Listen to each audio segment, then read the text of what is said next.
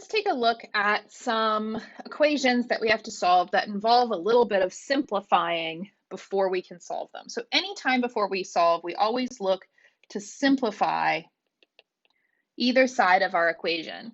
So most often this involves combining like terms or using the distributive property or both. Okay, so first, combining like terms. Up here, we can simplify this by taking all of these x terms and combining them. So 13 plus -7 plus 2 gives us 8x. And then our constants. So we have 4 plus 11 plus -3 gives us a positive 12. So now that's simplified and we can work with it a little bit easier.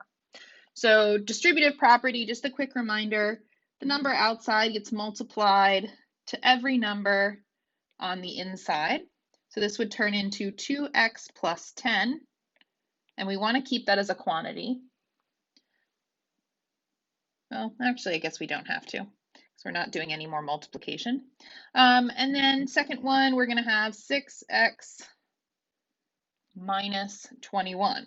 All right, now this is where we can do some more simplifying because we can combine like terms.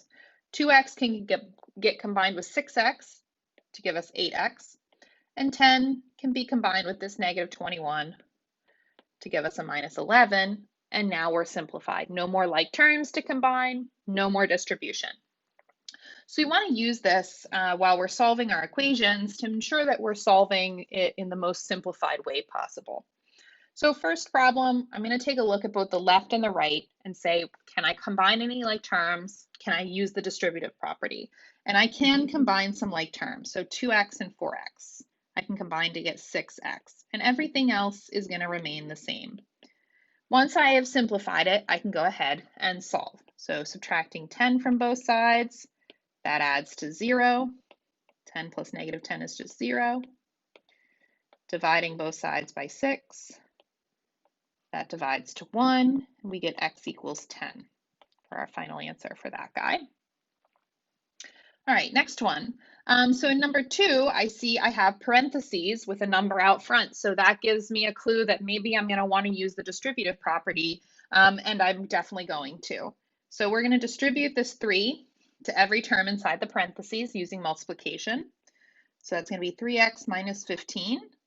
And then we have this lingering plus 2x equals 30. But I'm not done simplifying, right? It's not always finished simplifying in one step because we can combine like terms now. So 3x plus 2x gives us a 5x. And now we can solve. So inverse of subtraction is addition. And then we're going to go ahead and divide both sides by 5 to get x equals 3.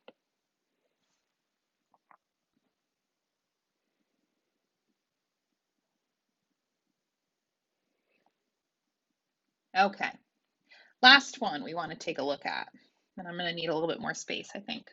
No, maybe not. Okay, so again, we want to start with distribution. So we're going to have a 6x plus 16 minus 4 equals 24. Okay, and we still want to combine like terms again. So we have two constants here that we can use to combine like terms. So we're going to have 6x plus 12 equals 24. Inverse of addition is subtraction, so subtract 12 from both sides. That adds to 0. Divide both sides by 6. That divides to 1, and we get x equals 2. All right, so on this last one, I'm just going to show you one more thing, and that's how, if you want to, you can check your answer. All right, so all I'm going to do is say, okay, x equals 2. That's what I decided x was. Let's plug it in to our original equation. So 2 times 3 times 2 plus 8 minus 4. And I want to make sure that that is 24. So we're going to do this just step by step, or an easier way would be to go ahead and put this into your calculator. So PEMDAS tells me parentheses first, And then inside those parentheses, I'm going to do multiplication or division first. So 2 and then 3 times 2 is 6.